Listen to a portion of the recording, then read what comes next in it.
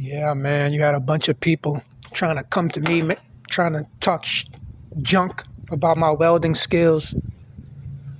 So this was my welding test for today. A 1FT joint, I believe that's what it's called.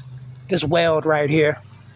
Not perfect, not the best thing in the world, but I got a good grade on this. This is actually not a bad weld. It's not great. It's not the greatest thing in the world, but it's not bad either.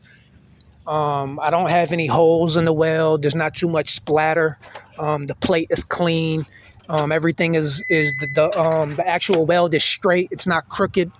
When you go all the way to the left corner, you can see right there. I kind of messed up a little bit. Like, it's just a little bit bigger. All the way to the right, if you can see it.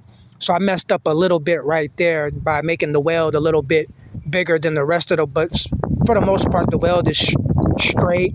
The plate is clean. There's no holes. It's not crooked.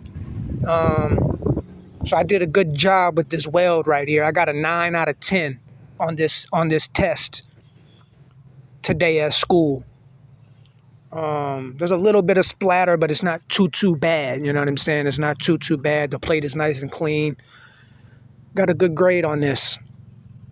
And I'm only going to get better and better over time. I still got months and months to go. I got all the way until December to improve my welding skills. And then after I get out of school, of course, if I want to continue welding and if I actually want to go into a career, of course, I'm going to practice more and more and more and get better and better and better. So please, for the trolls, for the critics, for the haters, please continue trolling, continue talking trash, and continue to motivate me because I'm only going to get better and better.